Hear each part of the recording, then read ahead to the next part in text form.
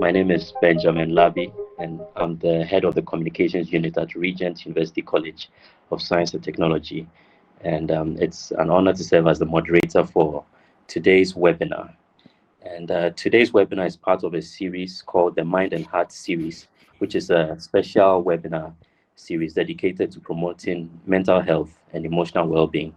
So the webinar brings together seasoned professionals, mental health practitioners, students, educators, and it offers insights and key learnings in the field of mental health and emotional wellness.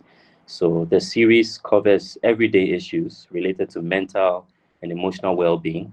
And one distinctive feature of the series is each series has an interactive segment for live question and answer sessions for participants to ask our speakers questions on anything bordering on mental health and emotional wellness.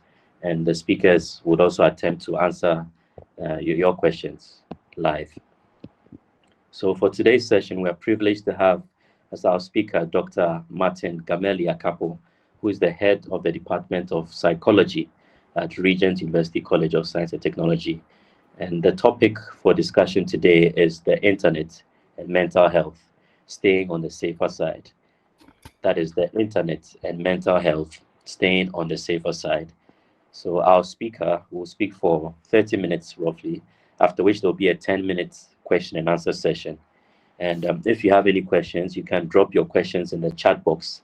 There's a special chat box feature that you can drop your questions there. Or you can share your questions during the question and answer session, and our speaker would attempt to answer your questions. So I would, at this point, introduce our speaker for tonight's webinar. Yeah. Okay. So thank you very much, Ben. Okay. Ben said most of it already.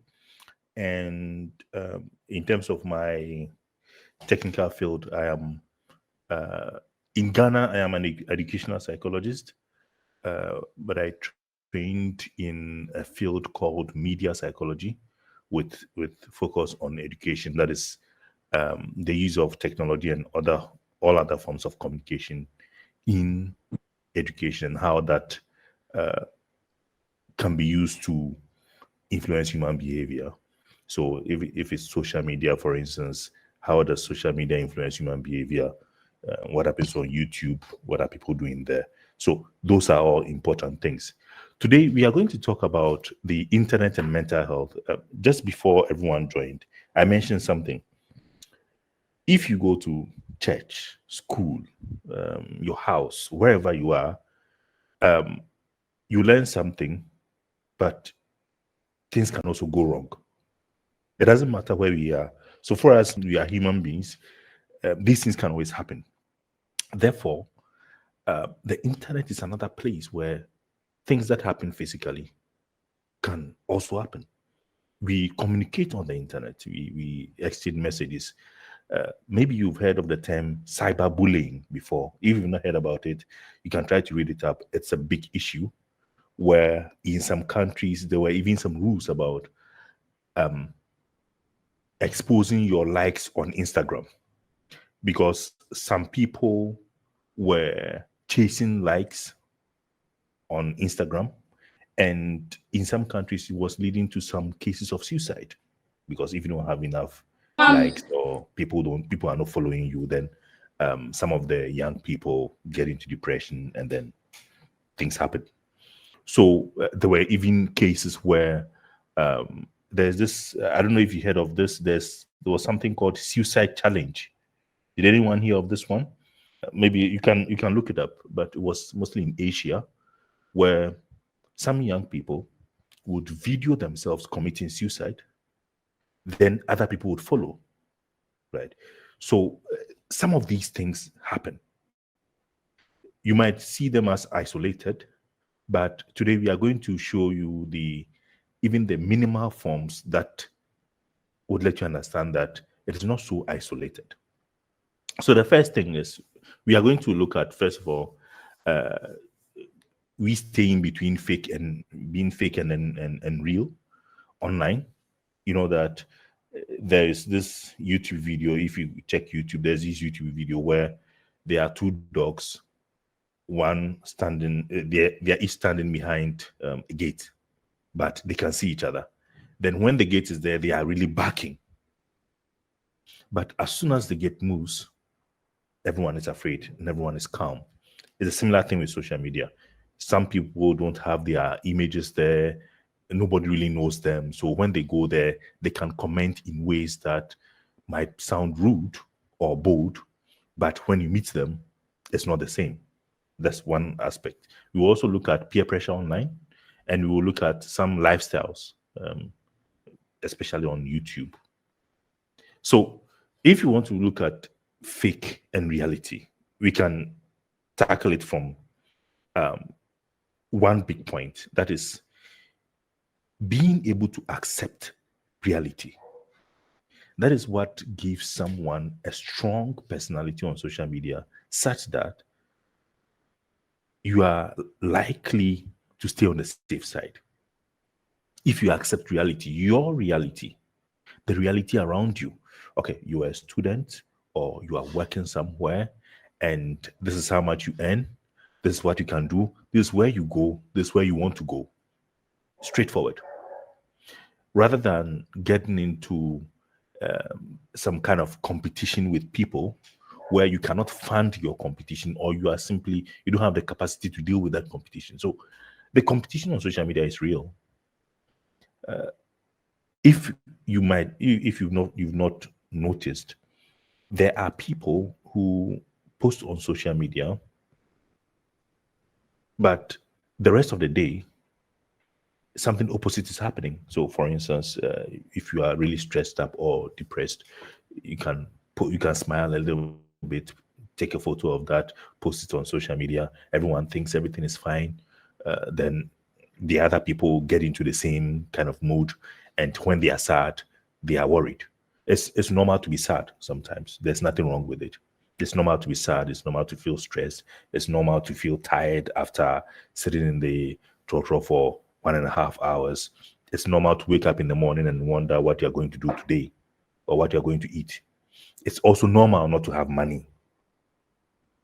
But the competition on social media makes you feel that you have to do something extraordinary. And this is one of the problems that we have. Because of the way social media is, where you self-present, you present and you market yourself. Because of the way it is, everyone wants to make sure that you present yourself in the best possible way. Right? You write the best things over there.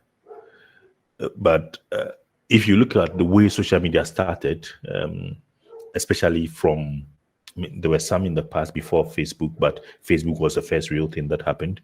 Then we are now at TikTok. One of the things that TikTok tries to do that the others don't do is show failure. TikTok tries to show, to let people show when something fails. You are trying to do something in your room, you are trying to clean your room or do something, it didn't work out. So you show it, something real. Instagram, it's radically opposite, right? Everyone wants to show the best makeup, the best way of dressing, everything is the best. But in reality, there's something different. So competition is one of the main things in there. And the competition can get you into a very fake life. Trends, trying to follow trends, trying to wear the same thing that everyone is wearing, even though you don't really need it, right? Trying to make sure that things that people are saying, you are aware of them. You get informed on social media. You get informed about probably the best celebrity news, what's going on out there. These days, the news channels have social media handles, and they have summaries of their news, summaries of whatever is happening. Some of them have live TV on social media. So you get informed, you get really informed there. But it's also important to, we'll get to a certain point where I'll tell you that it's really important to be yourself before you get on social media. Otherwise, the competition and the trends, these things can be really scary. Then you have captured moments. So a moment, 1 minute out of the remaining 24 hours, we capture it. It was perfect. It was perfect. We capture it and we put it on social media.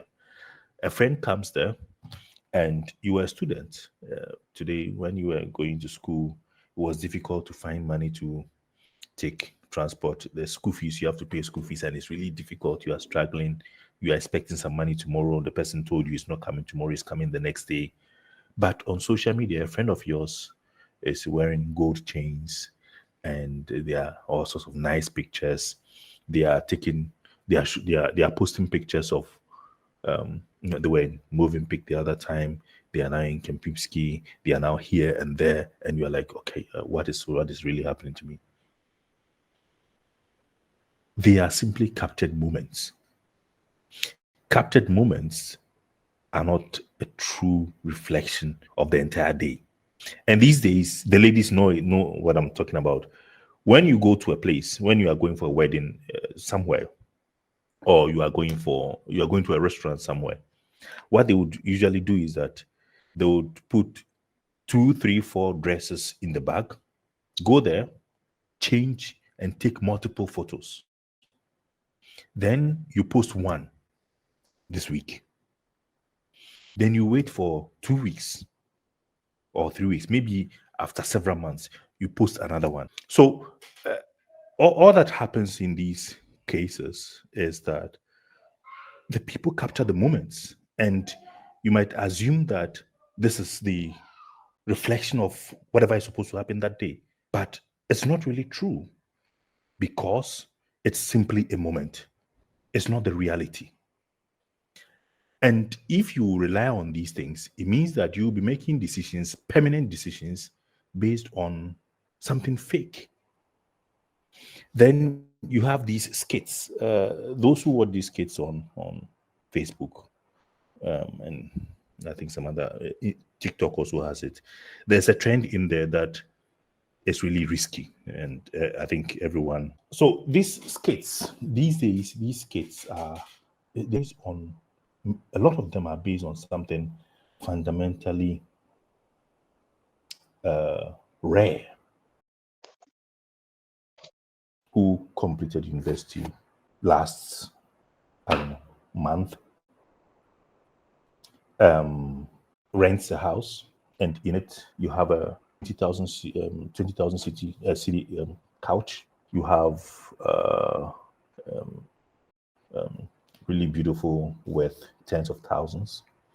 The person has 2 cars in their home. They are living in a plush apartment, nice white paint, really exquisite chandeliers, and all sorts of things going on in the room. And you see this in the skits, the 5-minute, 10-minute skits, and you think that living in the place where you are living right now, there is something wrong. So these are some of the things that are happening right now. And the skits have made many aspects of our lives seem so real, but they are not. Or the common skits about marital unfaithfulness, for instance, cheating. They call it cheating these days, right? People make some skits, and others see it, they think it is true, but it's acting. So they act, they get advertisement, they get money. And the best way for them to do it is to do something that would get them the money. So whatever drama it takes, they will do that. Or coming up with, so there are some news channels, for instance, that come up with really sensational news. The headline is really sensational. Everyone goes to watch it, and they add something like, wait till the end, or watch till the end. Then you will be tempted to watch till the end, but there's nothing really interesting in there. So this is something that is now dominating social media because it attracts a lot of traffic. The skits. But the skits, most of it is acting. Even if you see things happening in public, a lot of things happening in public where someone is walking on the street and something happens, someone was kind to them, a lot of it, they have some hidden camera somewhere, they set it up, they acted it. So living your life based on these things that are in social media can be risky, because it means that you cannot really ever meet that standard that at the age of 30, you need to have 4 cars and you need to be living in Trasaco and you need to be going to Dubai and here and there and here and there. You cannot live up to it because it is not real. So these things put people in that state of always trying to do more than they can do, to the extent that when the reality hits them that they do not have the resources to do this, when that reality hits them, then they get into that mode of being dissatisfied with who they are. And one of the beginning of mental illness is not knowing who you really are. So it's like everything is a lie, everything is fake. Then you start living in a bubble. Then for you, whatever you are doing is normal, but for the rest of the society, it is not normal. If you look at it, there are some people who will be talking to themselves and walking on the street. To them, what is happening there is normal for them. But the one standing next is saying, what is going on with this guy? So it is really important to note that there are many fake things on social media. There are also many real things on social media, but social media is a place where people self-present. So they need to look perfect. It's a place where people advertise. So they need to put out content that others would watch. It doesn't need to be the true content. It doesn't need to be real. All they need is to get on the better side of the algorithms. That's all. And for the individuals, well, let everyone know that you are having a great life, you are traveling the world, you have all the money in the world, everything is perfect, everything is great. But in reality, the opposite is happening.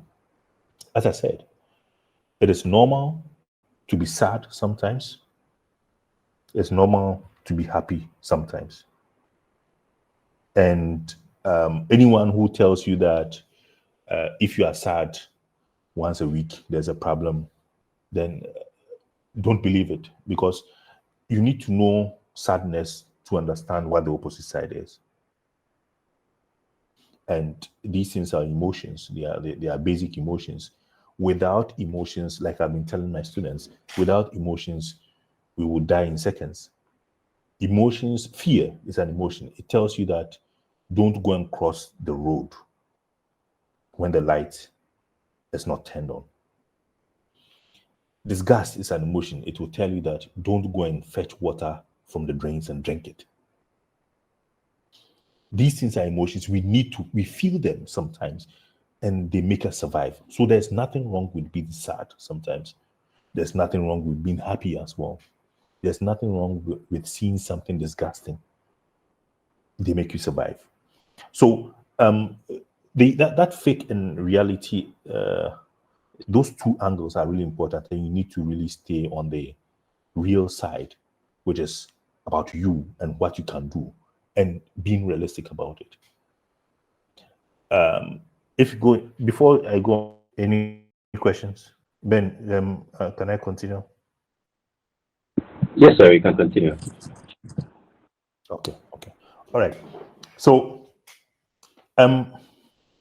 we can go on to the next one here. So we can go on to the next one and then try to look at, who people are, who you are, for instance. You trying to understand who you are, right? It is it's a central part of trying to understand yourself, right? When you know who exactly you are. This is something that everyone needs to really understand well, because without that understanding, you would keep you keep trying to live someone's life for them. You need to understand who you are, and you need to understand what you are capable of. Like the forecast example that I was giving.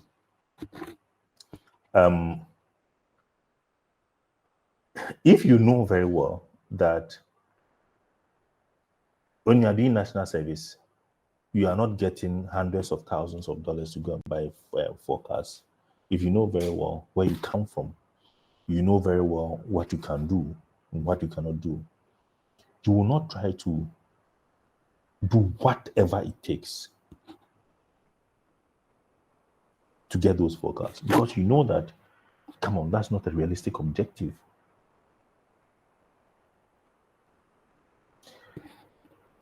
There's a normal growth of every human being. Sometimes some people I get into some discussions with others, and then, for instance, a parent would be saying that, okay, my child needs to become an engineer. So from day one, I'm going to be exposing the child to engineering things, and I'm going to tell the child, you can do this, you can do that. Then I tell them, doing that is not a problem. The real problem is that everyone needs to go through certain stages of development. When you are born, your mother is ultra important. Getting breast milk is important. You don't want to look at any visitor's face. You are not really interested in anything else. Then at a point, you get friends.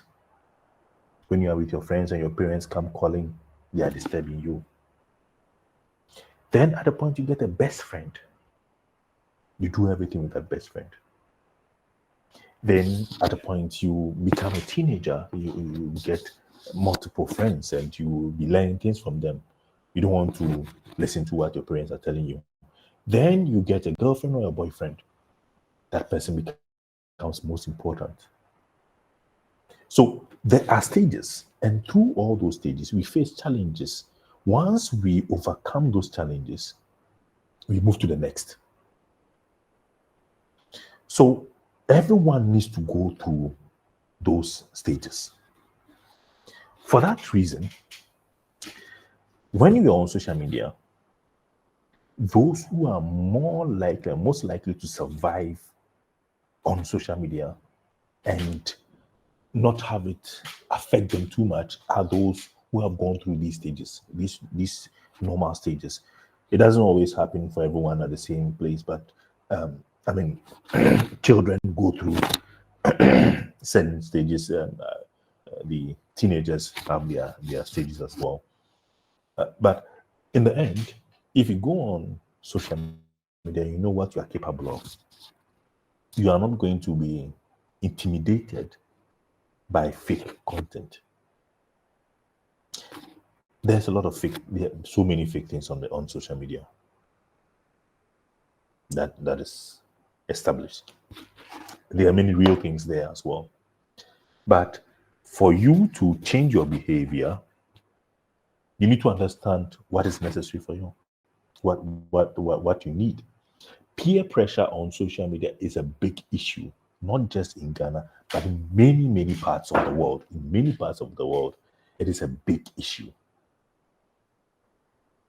Because what happens is people begin to live the lives of their peers. And as they live the lives of their peers, they do not have the resources to sustain that type of lifestyle. And if you don't have resources to sustain a certain type of lifestyle, the gap would expose you. Once the gap exposes you, you realize that you have to do things that are not normal or not accepted in society in order to continue. That's where the problem begins to come. But it all started from not knowing yourself. So psychologists use the term self-esteem. They also use the term self-concept. You have heard of self-esteem before. I think low self-esteem, high self-esteem. They say it a lot in public. It's quite an important thing. There's also something about self-concept. Right? So you your understanding of what you are capable of, who you are. Even if you go deeper, we use another term called self-efficacy, especially in the classroom, where some students know that they will get a B, so they do what it takes to get a B. Some others know that they will get an A, so they go for it. Some others know they want to pass, so they do what it takes to pass and forget about it. So there are different kinds of people, and people need to understand themselves. That's all. That's the basic thing. Once there's that understanding of self, social media will not throw you off. Before we move to the next slide, any question? Yeah, Doc, I want to ask a question. Yeah. Okay, so concerning the peer pressure thing, I'm sure this lecture is mainly to create an awareness on how to accept or feed yourself with things that is going on social media. But I've come to realize concerning the peer pressure thing, last time I was having a speech with a group of people who were talking about marriage and relationship stuffs, and you get to realize that everybody is almost a marriage counselor in Ghana, in quotes. When you go on social media, people have ways of dealing with their marital problems, how they did it. You don't make a man override you, don't make woman do this. And the reason why I'm asking this question is sometimes I feel, aside you going to meet something on the social media, like somebody exposing cars and those things, sometimes, especially concerning relationships, the person needs or you need a solution. So when you were glancing through, and even though the person is not a counselor, but that is how they portray their marriage, that is how they portray everything. Or maybe the woman is speaking how she deals with men who come to their life and she's having peace of mind and all those things. It has not been your choice to just go and make a selection from there, but that is what you are going through at that particular point in time. You deal with. I think I get it, but when we get to the Q&A session, we can expand it more. But it's really straightforward. You have to know yourself. Even if whatever you are going to do on social media, there's enough information there to change you for a lifetime. Right? There's enough information there to teach you how to make a baby, to teach you how to groom your child, to teach you how to even kill. Everything, you can find it on social media. So if you yourself, you are not solid, you are just going to be swaying left and right. So these counselors or whoever will come and they will tell you things, and you'll be living their life, but you don't have the resources to follow it. So the most important thing is having yourself intact. Because what is out there, just compare it to when you were in high school, the peer pressure situation. You go to high school and one friend or the other has all sorts of beliefs in life. Yeah, that they convince you somehow. You begin to do it, but then you get to a point to realize you don't have the resources to continue. If you go back to your house, they don't tolerate it. If you go to your church, everywhere you go, they don't tolerate it. So in the end, what was the purpose of that? Then you become an outcast. So on social media, it is the same thing. If you go on social media and you are not strong, there's enough information to do everything you want in this life. But are you capable of it? I think Sewa also raised her hand, but we would have a Q&A session. So please, let's. I'll try to finish up. Right, there are 2 more slides. So when we are done, we can move on to the question and answer. So please, you can hold on tight. So the next one that we are going to talk about is healthy lifestyles on the internet. There are lots of really interesting things these days on the internet. For instance, YouTube has a lot of videos. If you're a student, for instance, lots of videos about how to do everything.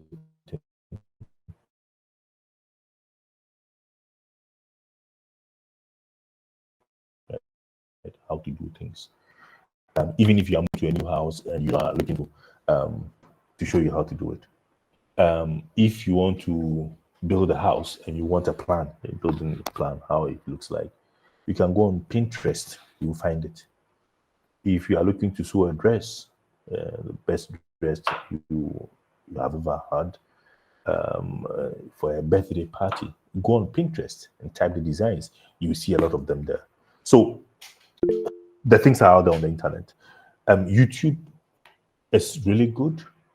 These days, there's a lot of sensitization around healthy eating, healthy cooking, healthy lifestyles, and YouTube has proved to be a very, very good one for that because they have videos of people exercising and when to do it. You can literally follow them from beginning to end. You can cook something from beginning to end on that YouTube video. They just show you the ingredients you need, when you need to start something, the type of fire you need to use, everything. Right? YouTube can handle that. So it's a massive opportunity. But the threat there also comes in the form that the content on YouTube is usually not verified. So you can go there and post something, and it might be a complete lie. But if it is not something politically harmful or pornography or a threat to someone's life, YouTube will not remove it. They will keep it there. So you have to be aware that some of these things are also there on YouTube. There are lots of videos that are not real. That they bring it all together and the algorithms work for them. ChatGPT, these days, there's ChatGPT and many others. So writing, emails, everything.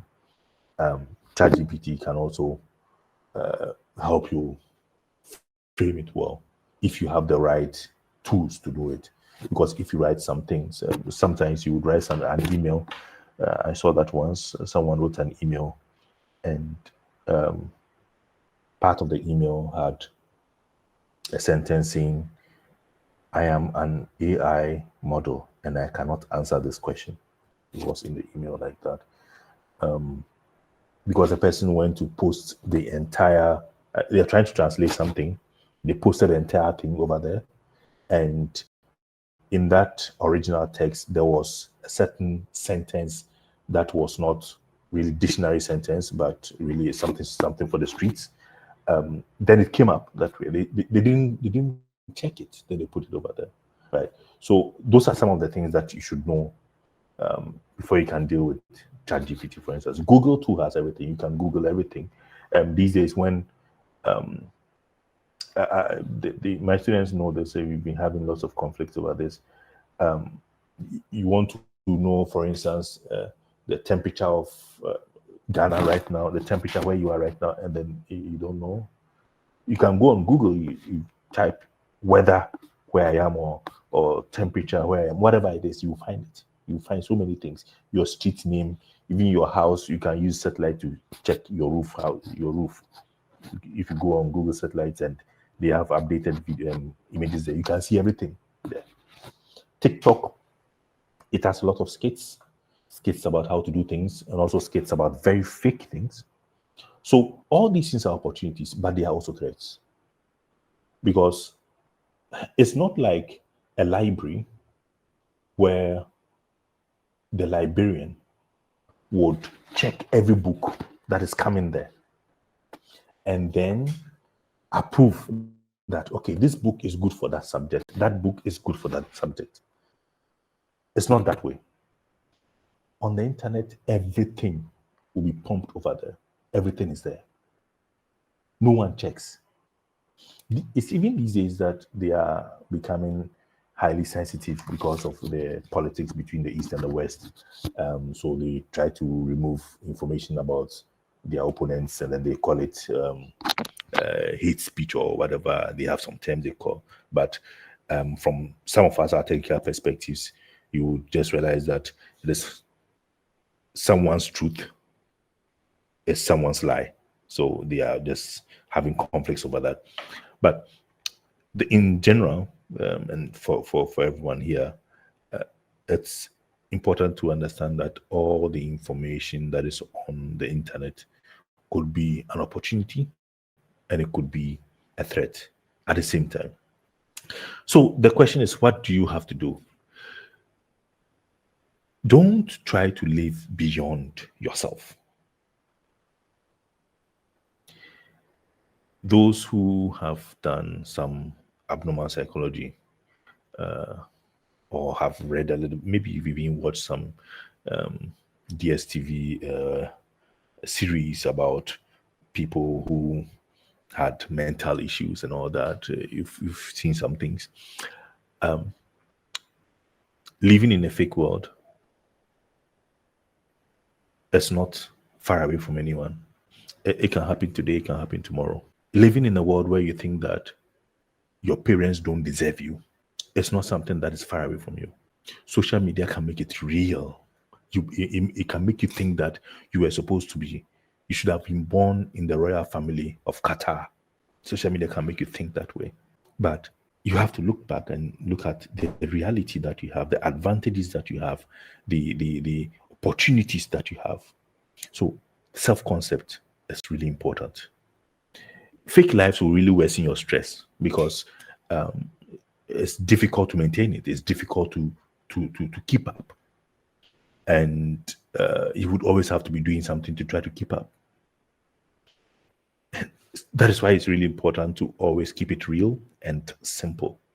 Living within the available resources, living within your means, as the older folks would like to say, living within your means.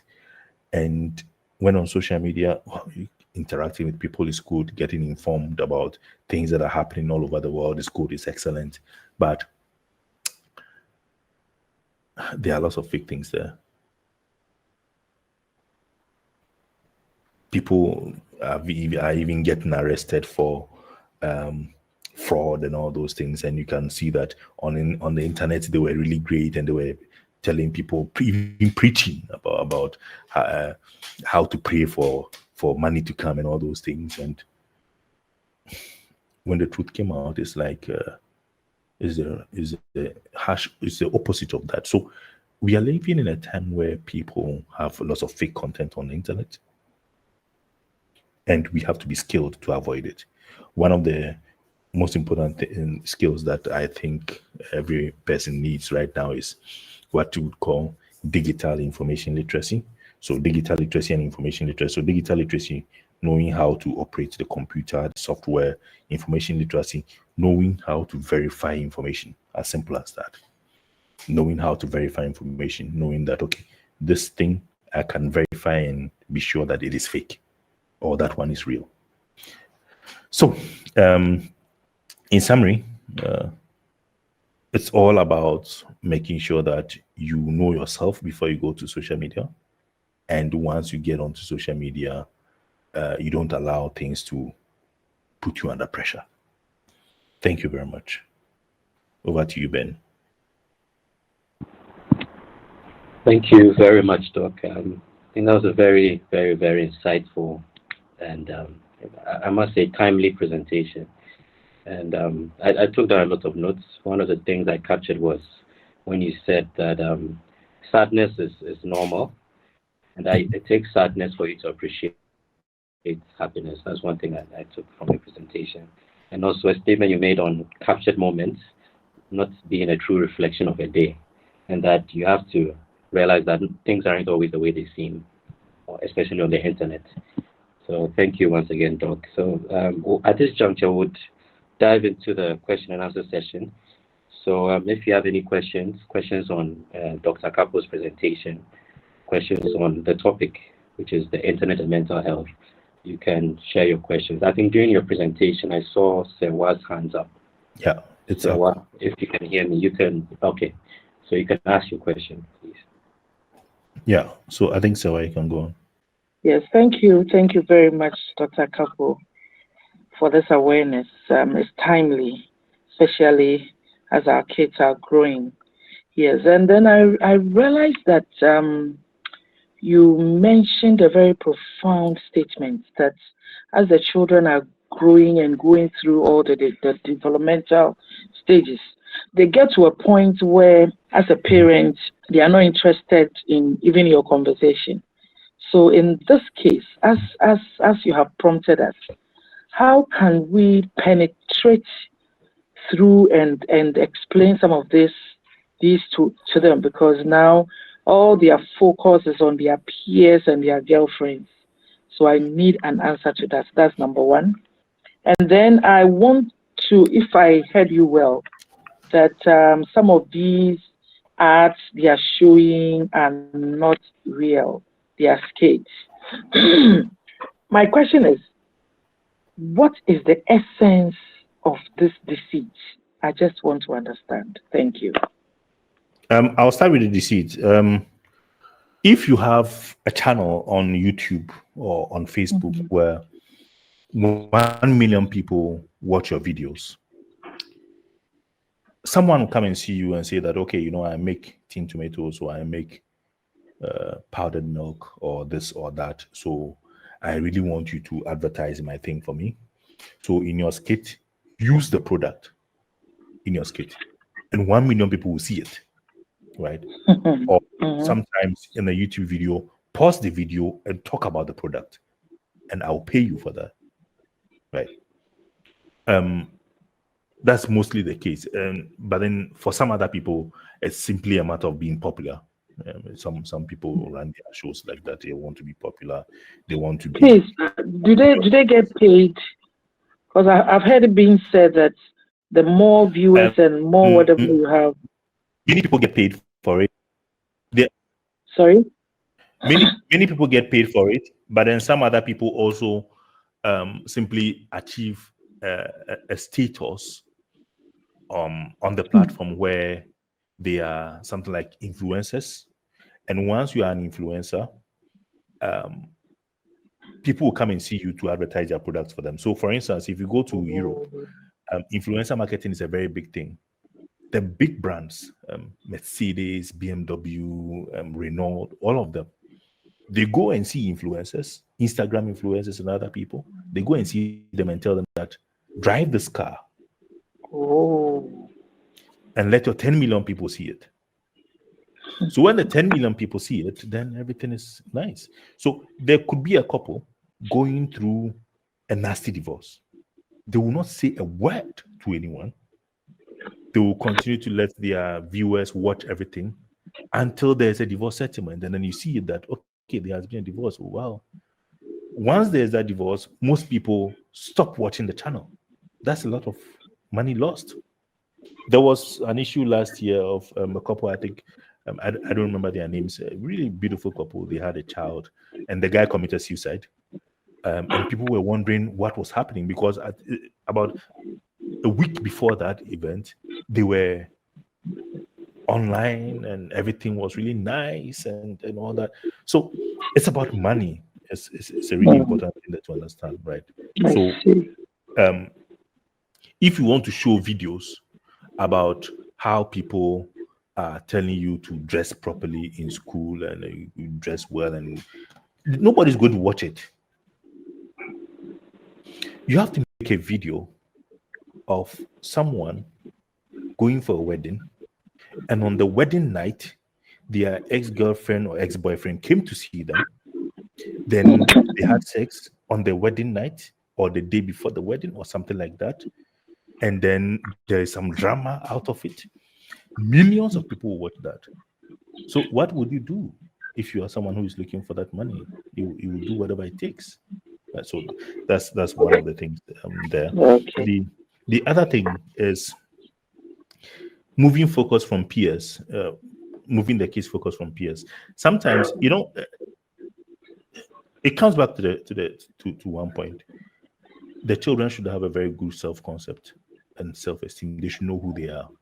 They should know where they come from, what they are capable of doing. And that also comes a lot in their imagination, giving them the opportunity to imagine and explore.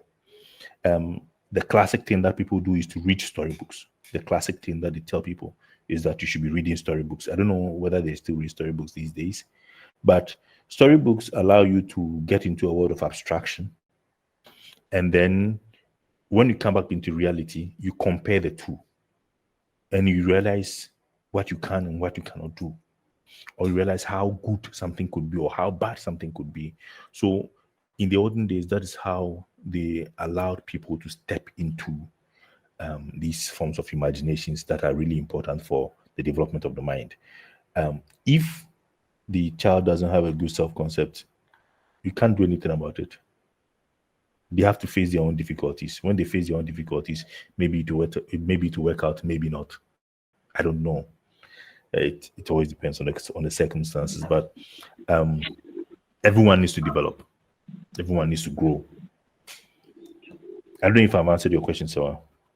Oh yeah, you have. So in the nutshell, what you are saying is we have to let them understand who they are, their selves. You cannot that's the main teach them to understand it. You cannot lecture them to understand it. Mm-hmm. Do you allow them to go through the experience? Okay. You allow them to understand it all the way from when they are infants. Yeah. Right? All the way from when they are infants. For instance, being overprotective of a baby, when someone comes into the house and they say, okay, go and hide in the room and all those things, it doesn't help. They should be able to face this uncle and this auntie and then realize that this auntie likes this uncle likes this auntie is bad, this uncle is bad. Then when they grow, they know how to communicate with everyone and avoid being influenced by them. And I have a question. Yeah. If I can ask. Yeah, so it ties in with Sewa's question about children and the impact of the internet on children. So I came across some research a few weeks ago that stated that there's a direct correlation between the age that a child is introduced to mobile phone usage or tablet PC usage and mental health issues in the future. Hold on, Robinson. So, yeah, sorry. Can you hear me? Yes, we can hear you. Ben, yes. Please go on. Yeah. So basically, the research said that there's a correlation between the age that a child is exposed to mobile phone technology, tablet PCs, and mental health issues in the future. That's what the research said. So I wanted to ask if it's credible, if it's true, and if it's true, which age would you recommend that a child be given his or her first maybe mobile phone or tablet PC? Because I think it's predominant now. So kids. Yeah, unfortunately, human behavior is not that mathematical. Okay. So giving exact dates and things like that does not really. It always depends on the circumstances, and it depends on whether the person is ready or not. As I said, children go through stages of development. There is even a stage where they are obsessed with themselves. They have to be obsessed with themselves to the extent that they think the whole world is about them. Then at a point, they realize that there are some things they cannot achieve. They have to reach out to someone.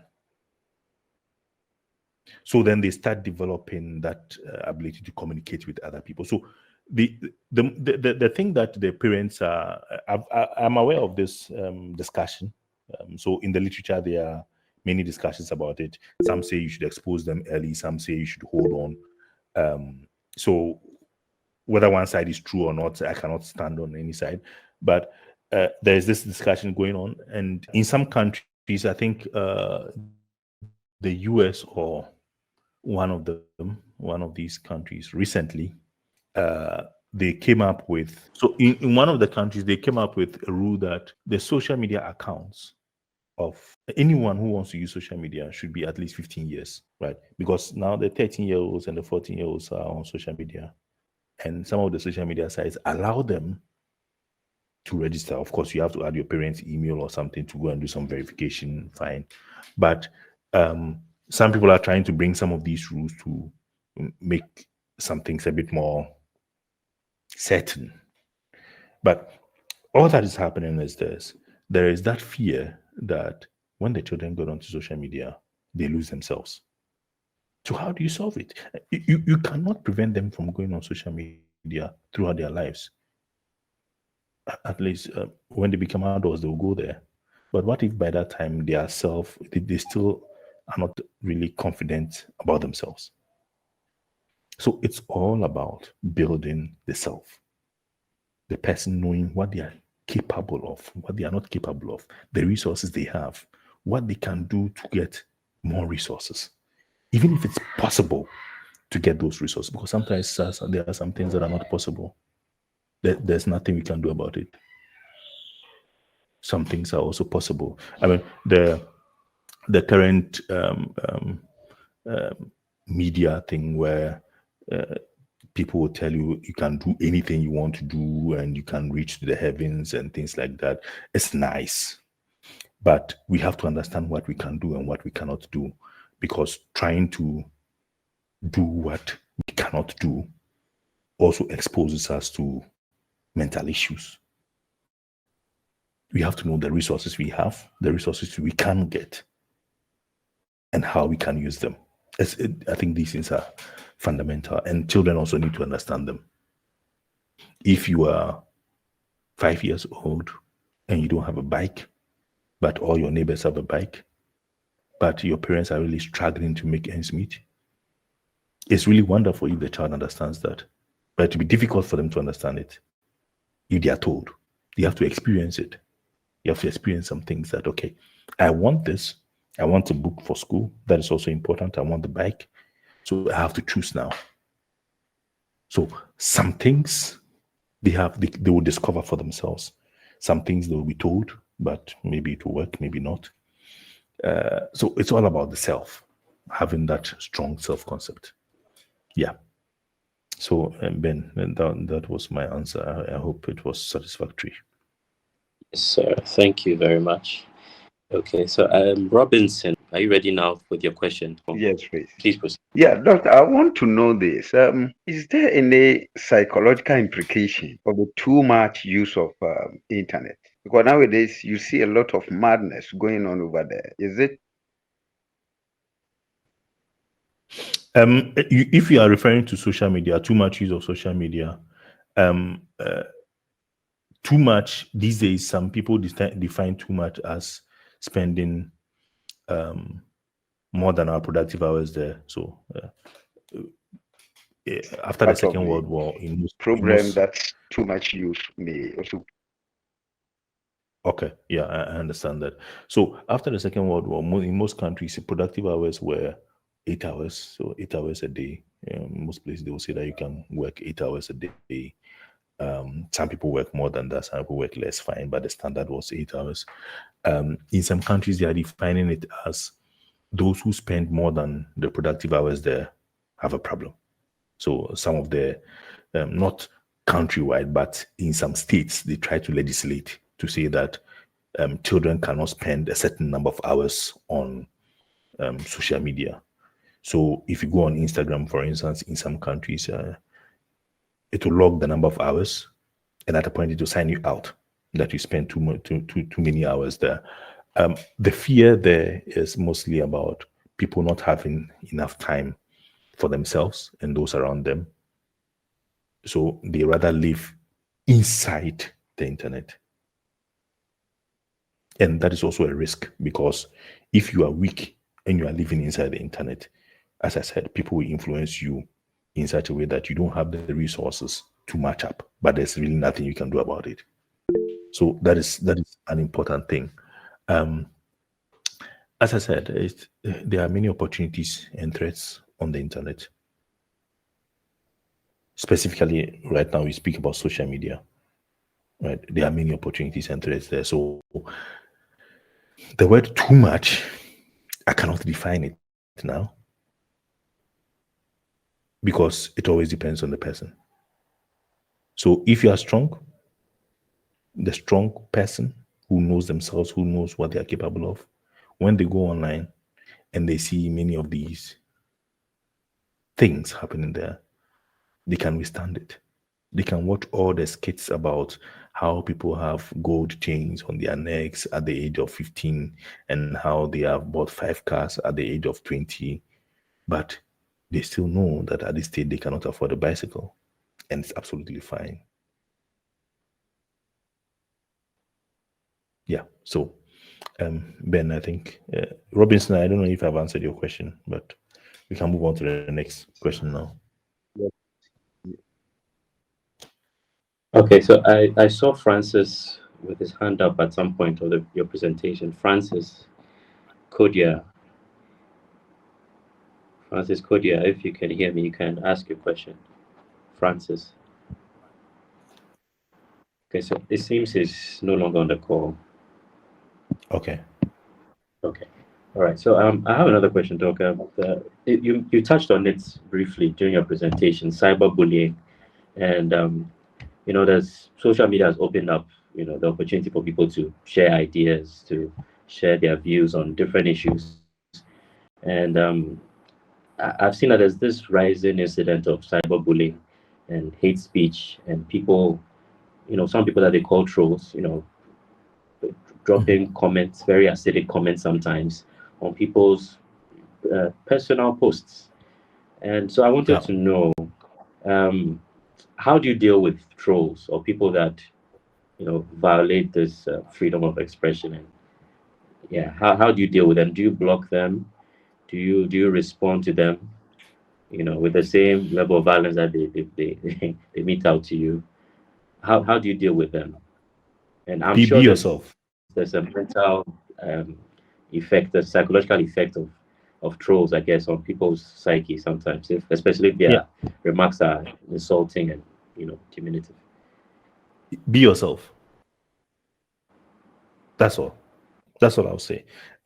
If this thing doesn't get physical, right? So, like, if when we were all kids, if you go to school and someone tries to bully you, they insult you, hey, you are this or you are that, you come home, you tell your parents, hey, these guys, they've been teasing me all the time, blah blah. And then your parents ask you, but those guys, they are not good at math. You were first in math. So when you go there and they start their things, just pose that question to them and they will keep quiet. So you pose the question to them and then they are like, okay, don't try to do the same thing here. So everyone is quiet. But on the internet, people can be rude because there's no accountability there. You can use a fake name. You can use a fake picture. You can use many fake things and come out there and say anything you want and nothing will happen. So if you want to waste your time to follow them, it's going to be a very difficult task. So the important thing is to be yourself. When you are going on social media, you have to be strong. If you are not strong, it will just throw you off. It will influence you in a negative way. There are many opportunities there, as said. And so trolls will always exist. Even if you block them, it's not going to stop. Another person might do it. Of course, if it becomes repetitive, you can stop interacting with the person. So, for instance, what some people do is to block the ability for anyone to make comments on their posts. People also block the ability for anyone to tag them in anything. So you have to approve the tag all the time first. So on social media, you have ways of setting your privacy such that people cannot come and influence your private space. It's always possible to do that. But it's also important to understand that trolls, whether on social media or in real life, will never stop. There are always going to be people like that. So you have to be ready to deal with them by being yourself. If you really took 1 hour to dress today and someone saw you and said that you are looking nasty, it doesn't mean that you should go and hide in the room for 1 week. You are the one who dressed and you know whether it's appropriate or not. You are following the rules of the society. If the person is saying nasty, you might try to find out why exactly they are saying that, and if it's not reasonable, you ignore it. If it's reasonable, maybe you move on with it. But people telling you that your dress is not nice or what you're doing is not nice, not going to work, they're always going to exist. So you have to deal with them. Yeah. I think someone's on this up again. Yes. So Yeah, doctor. Yes, I'm also of the view that some of these kids or people who are addicted to the internet do that as a result of their parents not having time for them, especially the kids. So, what advice do you have for parents? Because it is also a factor, one of the most important factors for kids to. It's something that has really been. You go to school meetings and in many places they talk about that parents should have time for their kids. In the literature, one of the most decisive things in the success of every child in school is called parental involvement. Parental involvement is not just about paying school fees. It includes having time to interact with the child after school, even about their homework, helping them with their homework. It includes exposing the child to information that is beyond the classroom, such that they have a more global perspective about things.